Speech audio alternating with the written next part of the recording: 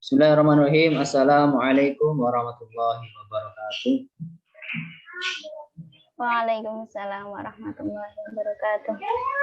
Yang kami hormati Bapak Dr. Iman Siddiq MAG selaku pengampu mata kuliah Manajemen Mutu Pendidikan Islam serta teman-teman yang dirahmati Allah. Perkenankan kami dari kelompok 1 akan mempresentasikan konsep Total Quality Management atau TQM. Dan yang pertama akan dipresentasikan oleh Mbak Aminatul Manamah. Monggo, Mbak.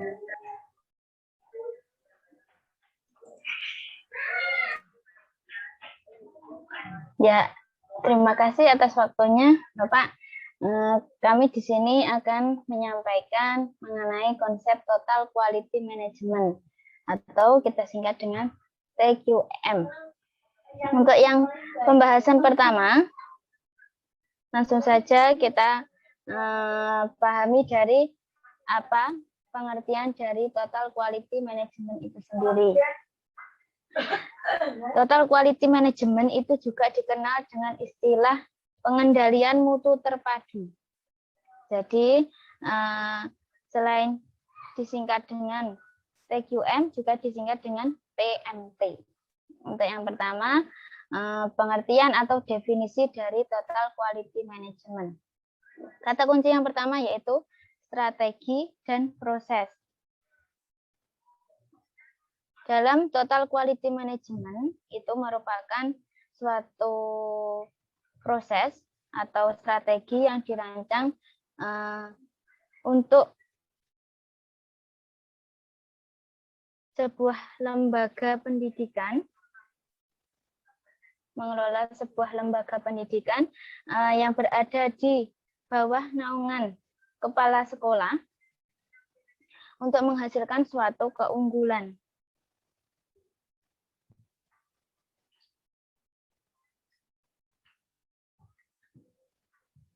Ya, itu untuk definisi dari Total Quality Management sendiri. Jadi, pada intinya, Total Quality Management itu merupakan sistem manajemen yang difokuskan kepada seseorang atau tenaga kerja dengan tujuan untuk meningkatkan nilai atau value yang diberikan kepada pelanggan dengan biaya penciptaan nilai yang lebih rendah dibandingkan nilai tersebut. Dalam Total Quality Management sendiri, itu mengangkat tentang kualitas sebagai strategi usaha dan berorientasi pada kepuasan pelanggan. Gitu. Untuk hakikat dari Total Quality Management.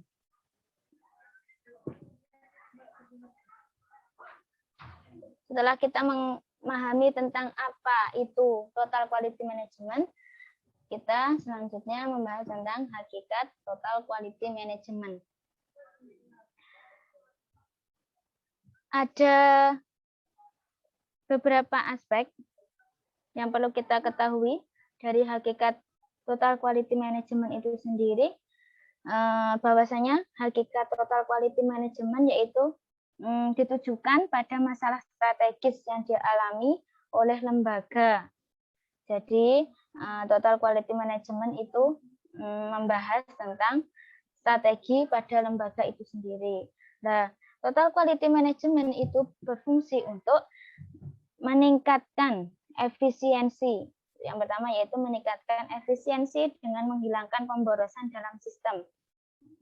Jadi, peningkatan prosedur operasi sejalan dengan nilai yang dirinci oleh Total Quality Management dan menggunakan peralatan-peralatan yang disarankan.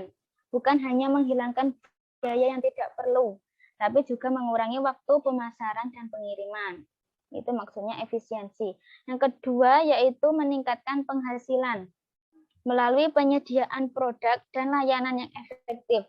Fokus pada pelanggan dan meningkatkan kepuasan pelanggan, sementara fokus pada efektivitas dan budaya lembaga meningkatkan image lembaga. Kombinasi keduanya membantu lembaga untuk meningkatkan penghasilannya. Jadi kombinasi antara efektivitas dan budaya lembaga itu merupakan salah satu fungsi dari Total Quality Management meningkatkan penghasilan. Untuk berikutnya, yaitu Total Quality Management meningkatkan yaitu kompetisi. Jadi dalam satu lembaga itu pastinya ada kompetisi dengan lembaga yang lain untuk mengejar atau meningkatkan keunggulan dari setiap lembaga, begitu. Untuk yang berikutnya yaitu fungsi total quality management, yaitu pengenalan budaya. Jadi di sini terfokus pada pengenalan budaya secara luas, perubahan prosedural dan kelembagaan. Jadi kelembagaan dalam suatu dalam suatu lembaga itu dikenalkan dengan sebuah pengenalan budaya. Itu fungsinya dari total quality management. Kemudian fungsi yang hakikat yang berikutnya yaitu total quality management meningkatkan kualitas kerja karyawan. Itu salah satu pengaruh positif dari total quality management. Kemudian total quality management juga menyajikan peningkatan berkelanjutan yang dapat dihubungkan dengan tujuan dan pada akhirnya meningkatkan kepuasan kerja. Itu hakikat total quality management berikutnya, yaitu meningkatkan kepuasan kerja.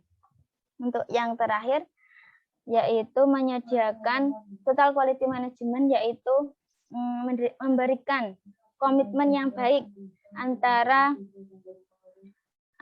yang satu dengan yang lain. Jadi adanya kerjasama tim sehingga menjadikan adanya komitmen yang baik dalam suatu lembaga itu dalam rangka mengatur serta menjalankan dari program lembaga itu sendiri. Kemudian pembahasan yang berikutnya yaitu elemen penting dalam total quality management. Unsur-unsurnya, unsur-unsur total quality management, yaitu yang pertama fokus pada pelanggan. Yaitu pelanggan di sini yang dimaksud yaitu pelanggan baik internal maupun eksternal. Pelanggan eksternal itu menentukan mutu produk atau layanan yang disampaikan. Sedangkan pelanggan internal itu berperan besar dalam menentukan mutu tenaga kerja dan lingkungan yang berhubungan dengan produk atau layanan. Unsur yang kedua yaitu kepemimpinan dan komitmen. Di sini filosofi total quality management hanya dapat dilaksanakan jika ada dukungan dan tanggung jawab penuh dari seorang pemimpin atau top management yang didukung oleh middle dan lower management. Gitu. Jadi dalam total quality management itu harus adanya kepemimpinan dan komitmen. Begitu. Kemudian unsur yang berikutnya yaitu keterlibatan penuh seluruh karyawan. Jadi dalam memberikan kepuasan kepada para karyawan dengan melibatkan mereka dalam seluruh kegiatan perusahaan atau organisasi. Jadi dalam sebuah organisasi itu seluruh karyawan dilibatkan dalam segala kegiatan, begitu. Kemudian adanya obsesi terhadap mutu. Obsesi terhadap mutu itu unsur yang keempat. Pelanggan internal dan eksternal menentukan mutu dalam organisasi yang menerapkan total quality management. Jadi dengan mutu tersebut organisasi bisa terobsesi untuk memenuhi atau melampaui apa yang ditentukan. Kemudian unsur yang kelima adanya pendekatan ilmiah. Dalam penerapan total quality management, pendekatan ilmiah itu sangat diperlukan. Karena untuk mendesain pekerjaan dan dalam proses pengambilan keputusan serta pemecahan masalah yang berkaitan dengan pekerjaan. Begitu, adanya pendekatan ilmiah. Unsur berikutnya yaitu perencanaan yang baik. Perencanaan yang baik itu sebagai dasar pengendalian dan sebagai cara untuk mengadakan perbaikan dan perencanaan, perbaikan dan peningkatan. Gitu. Kemudian unsur selanjutnya yakni strategi pelaksanaan.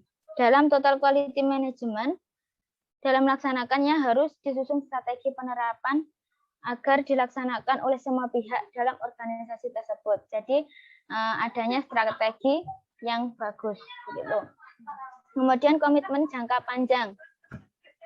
Total quality management merupakan suatu paradigma dalam melaksanakan bisnis. Untuk itu dibutuhkan budaya perusahaan yang baru. Oleh karena itu, komitmen jangka panjang sangat penting guna mengadakan perubahan budaya agar penerapan total quality management dapat berjalan dengan sukses. Itu komitmen jangka panjangnya. Kemudian unsur berikutnya yaitu kerjasama tim.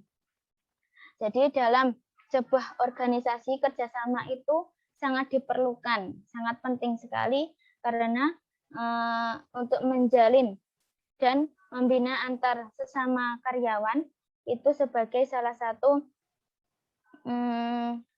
tolak ukur sejauh mana organisasi itu, sejauh mana keberhasilan dari organisasi tersebut atau lembaga tersebut.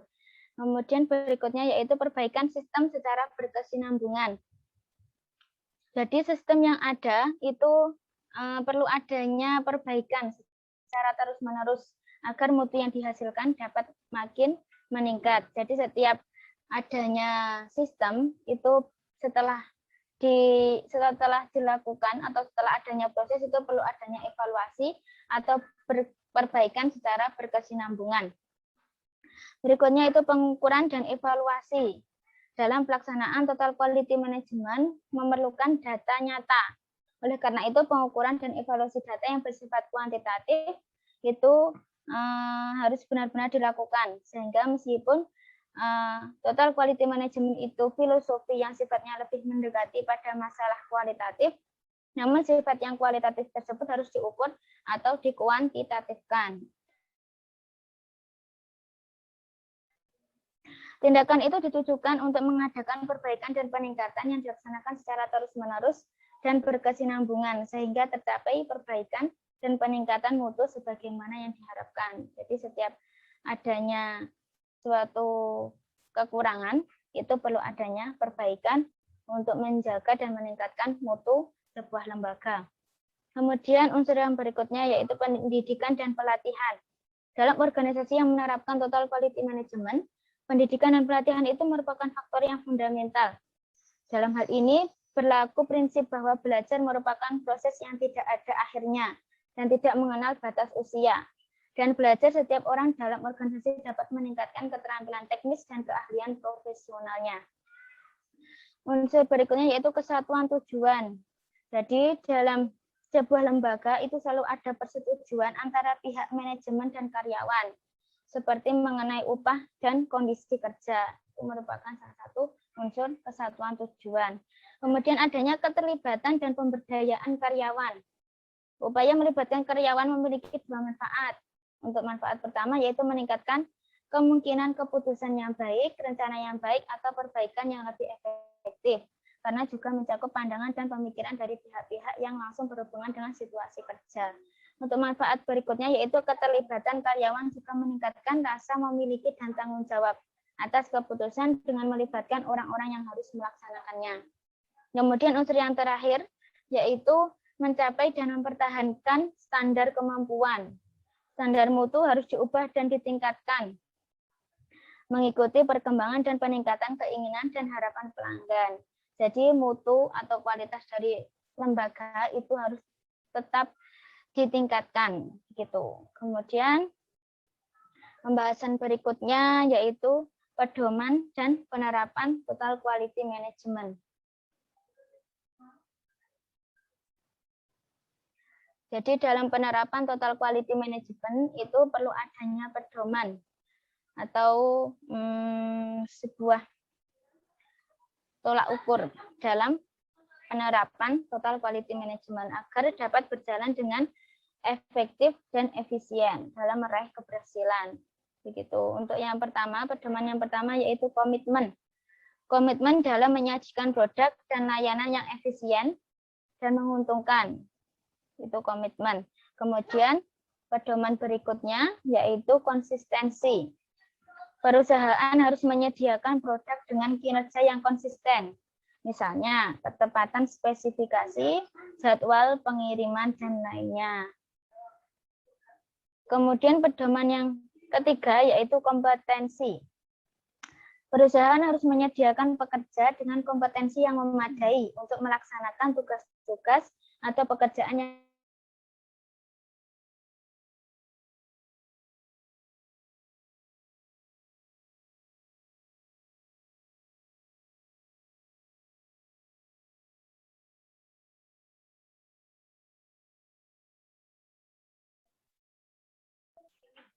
Ya, untuk kompetensi yaitu perusahaan menyediakan pekerja dengan kompetensi yang memadai untuk melaksanakan tugas-tugas atau pekerjaan yang diberikan dari lembaga sehingga dapat mendukung pencapaian tujuan perusahaan. Kemudian pedoman yang hubungan atau kontak. Perusahaan harus mampu menjalin hubungan yang harmonis dengan pelanggan. Sebab tujuan perusahaan adalah adanya produk dan layanan sesuai dengan harapan dari pelanggan.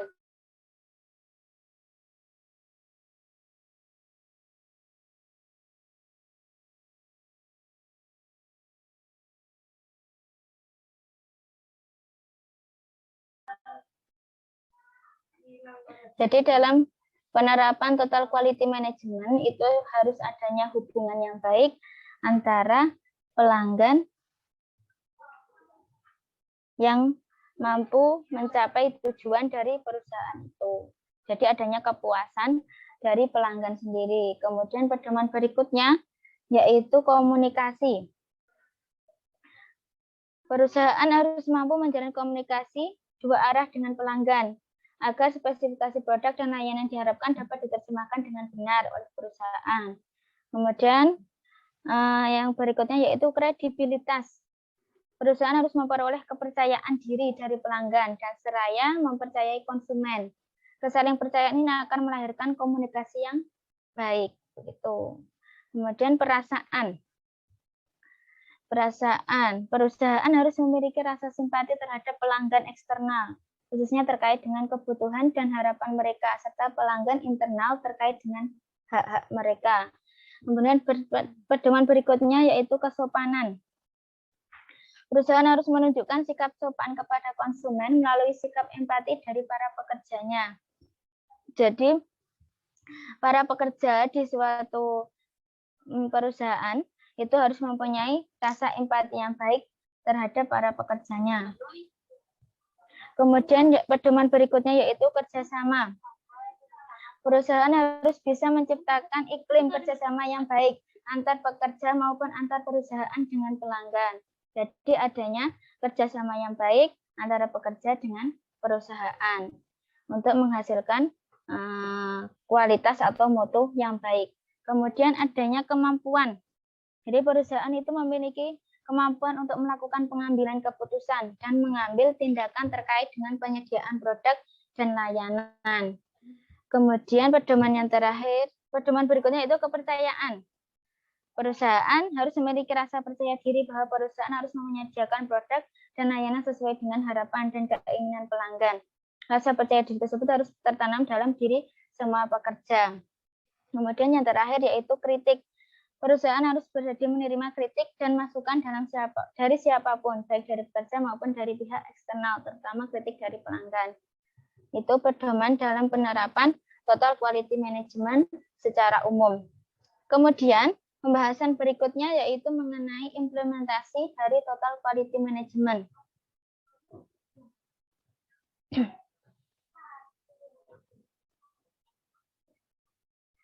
Jadi dalam implementasi total quality management itu adanya sebuah proses yang dapat dijadikan sebagai ukuran dari keberhasilan total quality management itu sendiri. Untuk yang pertama yaitu input.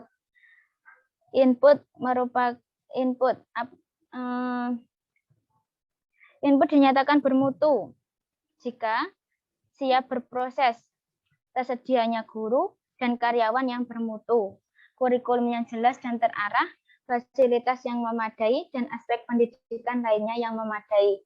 Jadi, total quality management bisa dikatakan berhasil jika dari inputnya sendiri itu sudah bermutu atau sudah siap untuk dijadikan untuk dilaksanakannya sebuah pendidikan. Itu berupa tersedianya guru, karyawan yang bermutu, kurikulum yang jelas dan terarah. Itu masuk dari input di sini. Kemudian Untuk implementasi total quality management juga dilihat dari prosesnya. Jadi proses pendidikan bermutu apabila mampu menciptakan suasana pembelajaran aktif, kreatif, menyenangkan, dan bermakna. Jadi total quality management itu dalam prosesnya itu adanya pendidikan yang bermutu ketika mampu menciptakan suasana pembelajaran yang aktif, kreatif, menyenangkan, dan bermakna sehingga mencapai tujuan pendidikan yang efektif dan efisien. Kemudian implementasi yang berikutnya yaitu output. Output dinyatakan bermutu jika hasil belajar akademik dan non-akademik itu siswa tinggi.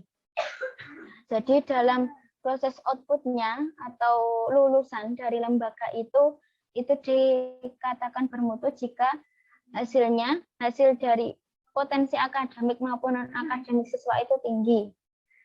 Kemudian outcome. Itu maksudnya outcome dinyatakan bermutu jika lulusan mampu melanjutkan ke jenjang pendidikan tinggi yang berkualitas. Lulusan cepat terserap ke dunia kerja, gaji wajar, semua pihak mengakui kehebatan lulusan dan merasa puas.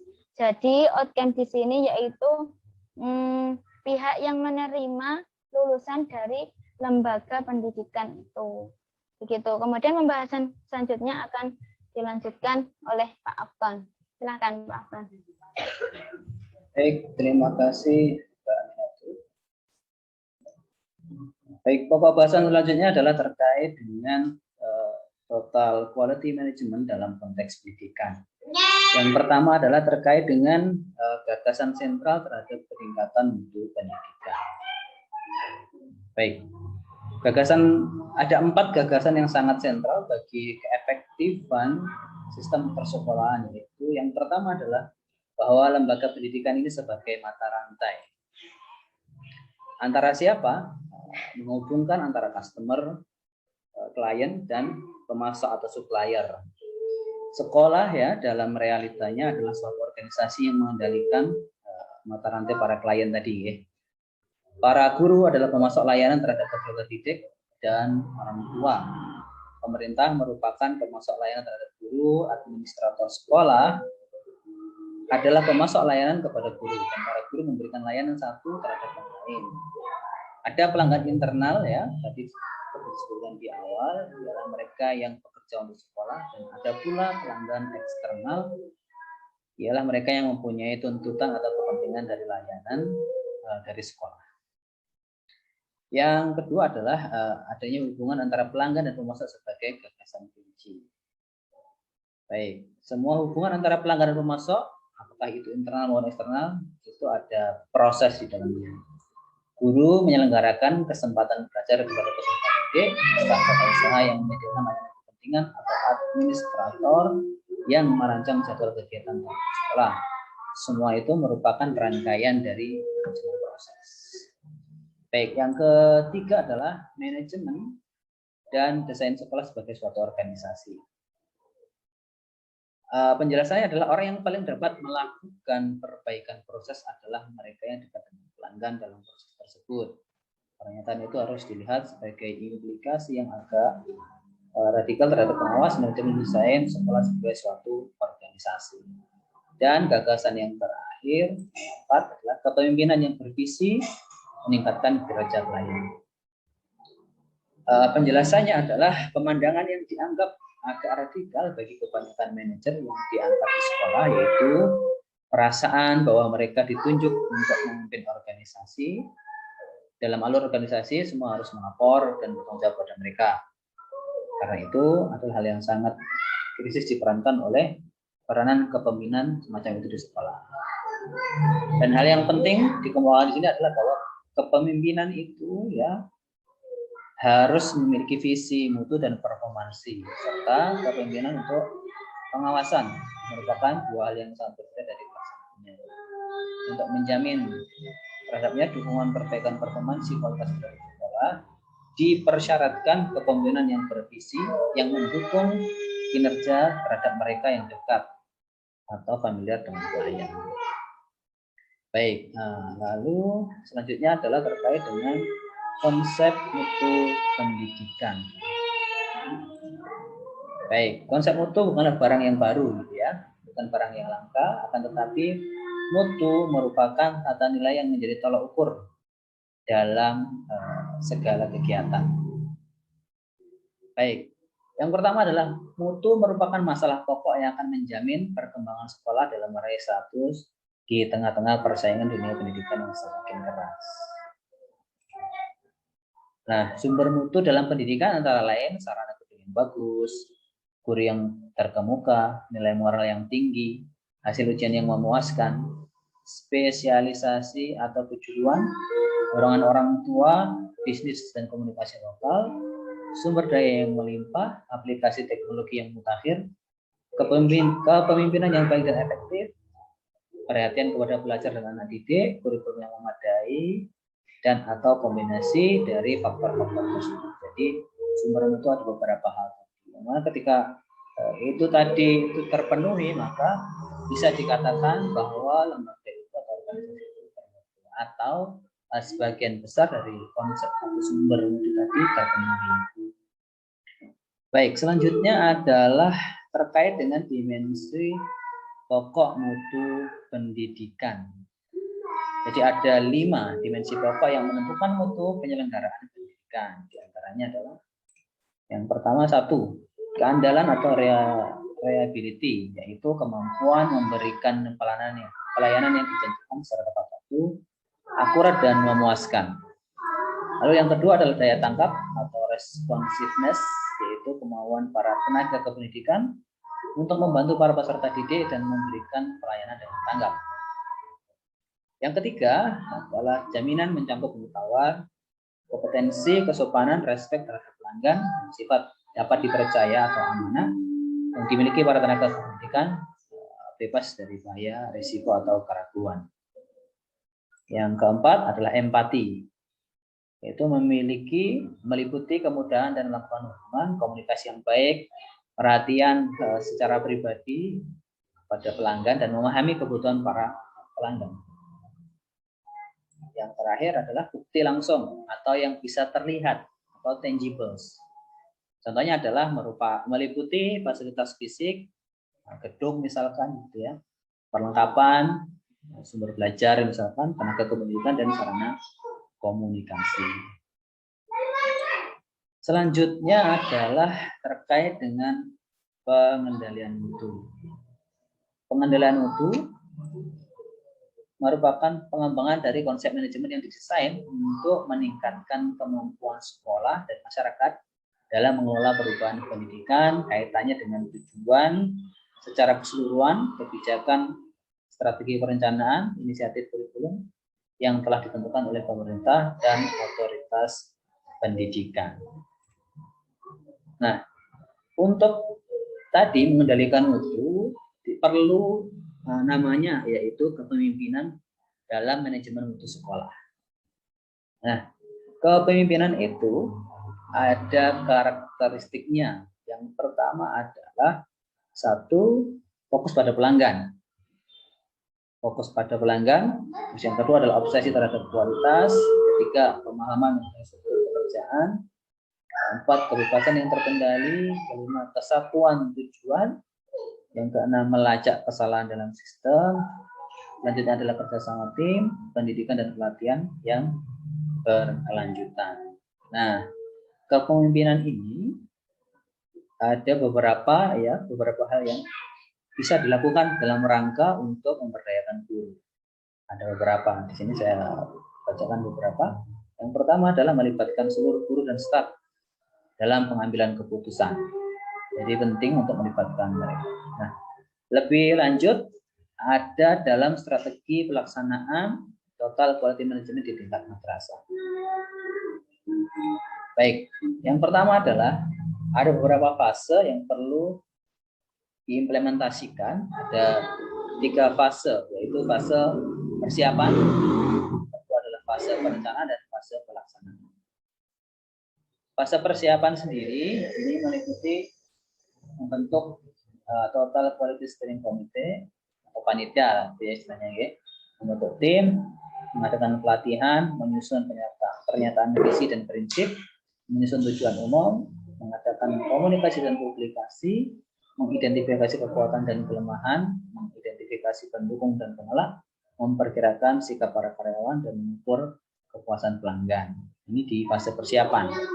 Sedangkan yang kedua adalah fase perencanaan. Merencanakan pendekatan implementasi dengan menggunakan siklus PDCA, yaitu Plan, Do, Check, and Adjust. Yang kedua adalah mengidentifikasi proyek, komposisi tim, dan pelatihan tim dalam rangka untuk melancarkan kegiatan implementasi TGM.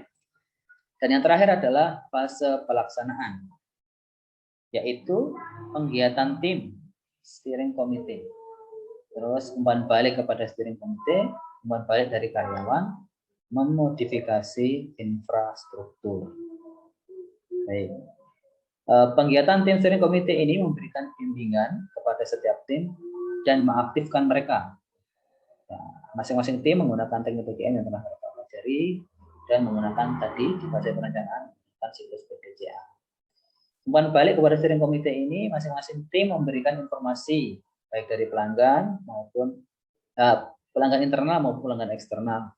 Dalam hal ini, survei formal pelanggan perlu dilakukan secara berkala. Data yang diperoleh mengenai kekuatan pelanggan dikumpulkan dan diproses secara berkesinambungan. Yang ketiga, tadi umpan balik dari karyawan, yaitu setiap yang berada di bawah kontrol steering committee secara periodik memantau sikap dan kepuasan karyawan yang ada di bawahnya, kemudian mengadakan komunikasi intensif dengan steering committee. Dan yang terakhir adalah memodifikasi infrastruktur. Umpan balik yang diperoleh dari langkah-langkah di atas, dari tim proyek, pelanggan, dan karyawan akan dijadikan dasar oleh steering committee untuk melakukan perubahan yang diperlukan dalam infrastruktur lembaga pendidikan. Nah, dari implementasi atau strategi pelaksanaan TGM di madrasah ini perlu adanya indikator sebagaimana agar kita mengetahui apakah sudah berhasil. Nah, indikator keberhasilan implementasi TGM pada lembaga pendidikan Islam diantaranya adalah siswa, orang tua, penerima lulusan, guru. Nah, bagaimana dengan siswa? Dianggap berhasil kalau siswa puas dengan layanan sekolah. Bagaimana dengan orang tua? Nah, orang tua dianggap indikator dari implementasi TGM ini kepada orang tua dianggap berhasil kalau orang tua siswa merasa puas dengan layanan pada anaknya. Sedangkan dari penerima lulusan, pihak pemakai atau penerima lulusan, misalkan ya, perguruan tinggi, industri atau masyarakat, rasa puas dari lulusan di lembaga tersebut.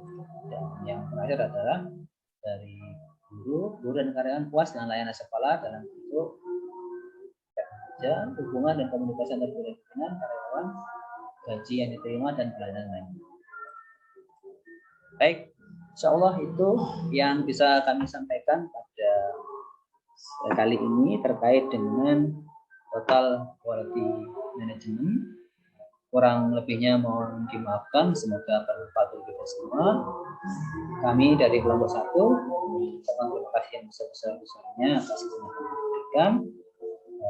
Demikian yang bisa kami sampaikan. Wabillahi taufiq wal hidayah. Assalamualaikum warahmatullahi wabarakatuh. Waalaikumsalam warahmatullahi wabarakatuh. Silakan Mbak, Sambon.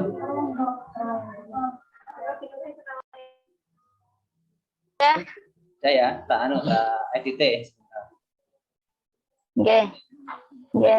Berarti ini sudah? Sudah. Akhirnya Panjenengan rekam, Bang?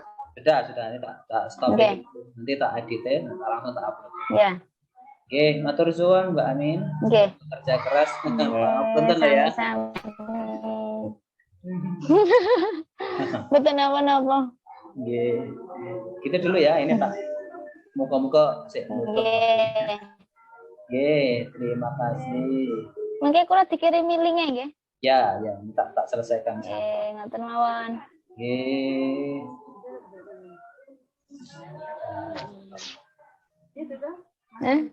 Ini, mau tahu?